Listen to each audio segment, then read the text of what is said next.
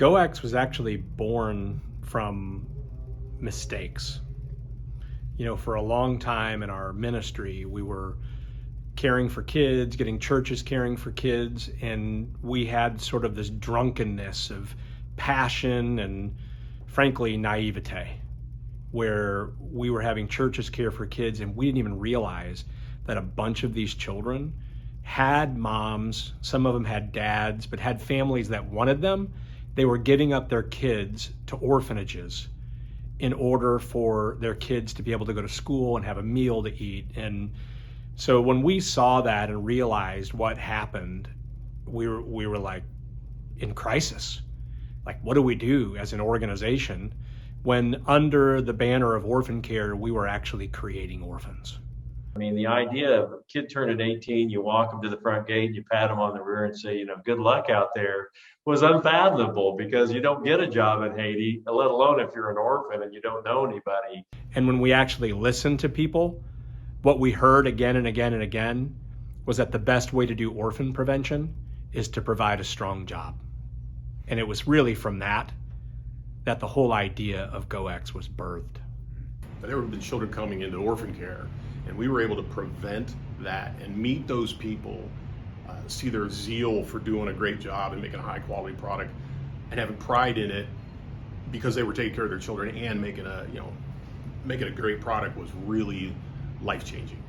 It was deeply impacting to know we were able to use commerce to change lives and to keep kids with their families. If a price is lower than it really should be, somebody pays the price, and I promise you it's not the Western companies who are importing the goods, it's the person at the sewing machine. And so if something is $2 or $3 and that seems low, it is low, and it's low because the person at the sewing machine is not being paid a fair wage. For me, a transformation of the heart and mind, around the plight of the person actually sewing the garment, because we did millions of garments in my old business and never thought about the person who was actually putting their hand on the fabric at the other end, and it was all about dollars and cents. And so there was this massive, reorientation of my heart and my mind around how to, the life of that person and how we could be a blessing instead of a curse. We believed that there was going to be an apparel business, and we believed that it was going to hire people and train people, and it was going to be a place for a lot of the kids that come through the Transition Academy to work. We had that belief, but I don't think any of us really thought that we would be 10 years into this and doing what we're doing today. And that's kind of how we, I think, ultimately evolved into this GOEX idea, is that we had people that can, for a living wage, make a very good product. Initially, it was the school uniform, but then it moved into these pajamas, which I proudly still, I think, own, 3 or 4 pair of pajama pants. It was jammies is what we started out with.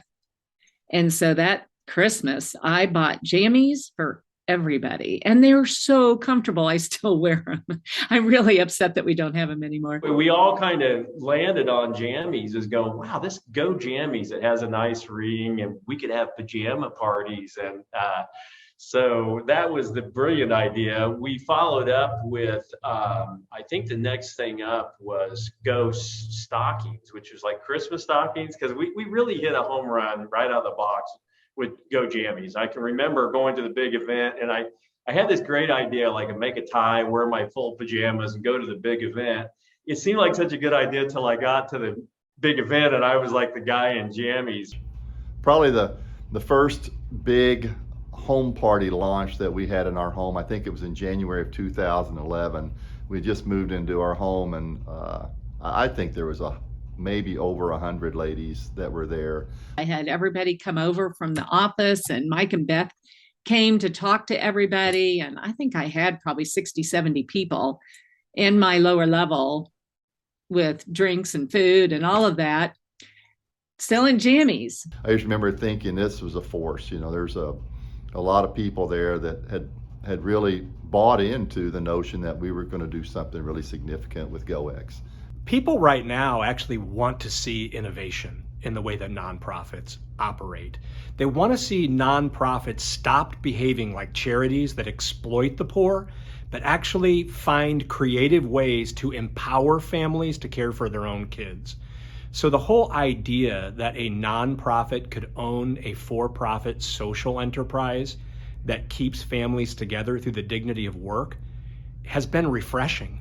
So what happens is when I'm with business people and I share the story of GOEX and, the for-profit entity that's owned by the nonprofit with a purpose to serve kids, they get it. The light bulb goes on, and it's a pretty easy sell. It really is. Really, the very first reason why I did business with GOEX is I just felt like it was an organization full of great people. And obviously the work that they're doing is having a large impact globally. So it just made sense for us to partner with someone that had shared values. It resonates with a lot of people in business, especially anybody who's been on the entrepreneurial side of a business. The idea of sustainability is a growing trend. I thought for sure that there was an appetite that people would have to buy everyday products that actually are connected to moms and dads fighting to keep their kids together. That much of it, I thought, you know what, that will continue. But if somebody had told me 10 years ago that we would actually own a state-of-the-art factory in Haiti that is producing dignified jobs, and we would have a full-on print shop in Kansas City and this integrated business that is actually demonstrating to others how they can copy the business model and do it themselves, I would have said, you're crazy. I didn't really know what to expect it to be, honestly, but if anything, I'd say it's exceeded any expectations I might have had. This has become more than I thought it would be, and it's become better than I thought it would be. Early on at the life business, the biggest problem was power. Having a constant source of power. And so we through the support of people that saw that vision and saw the dignity of a job, we were able to add some generators. And then, you'd have times where you had the generator, but getting the fuel was a problem. And then you would have other times where there'd be something going on in the country, there'd be some kind of strike where you couldn't get materials in or out. And those things just go through cycles. And now, of course, with the complete chaos and the gang rule, just getting people safely to the job site is a challenge. And so it is beyond my imagination, the folks that are dealing with it every day, like the team there, and certainly the team in Haiti, just how difficult it is. It's most business people would not even attempt it. I was in awe of the technology and how committed all the workers were, so focused, having fun at the same time, but you could just tell it was a great work environment. It's a very positive environment for everyone, where everyone's respected, everyone's valued. And I know that many team members in the past have expressed that it means a lot to them, that this means a lot to them. So, it's that's just an added bonus to working at Life. And we all feel it, even myself. We have the most cohesive team we've ever had. I mean, print shops are typically made up of antisocial misfits. So to get people getting along and working together even as well as we have is quite a feat. There's an employee to management connection. And we're a family. I've said that many times before. We really work together. I think the one thing I want people to know is that GOEX is not meant to be the giant company that creates all of the jobs. As much as anything, it's an idea. GOEX is an idea that when capitalism is adjusted to be more just, that a great power of orphan prevention can be released in the marketplace. There are 480 million people around the globe involved in the global apparel industry. That's from harvesting and growing cotton to transportation to knitting and dyeing and finishing and cutting and sewing and everything involved in the industry. 480 million people. Do you know how many of them earn a fair wage? 2%. 2%. Think of what it does for our global economy and eradication of poverty if 480 million people earned fair wages. It would dramatically change our world. So 10 years from now, it wouldn't be that just GOEX is a massive company. I'd rather have it be many, many social enterprises have been birthed out of this idea that has been proven.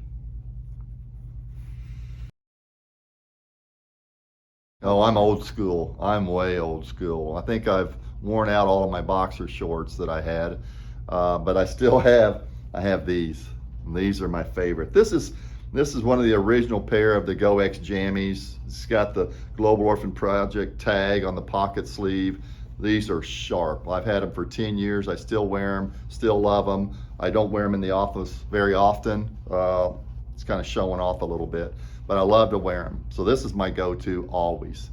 I don't know if you remember this, but they had the like boxers too. So in the summertime, I wear those as well. In my professional life as a professional golfer, I do like the tri-blend. The flowy tee. It's Cool. the best.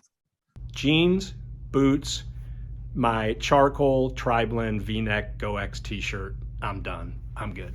But as far as just pure wearing, and if you really want to get a good night's sleep, you put on a cotton shirt.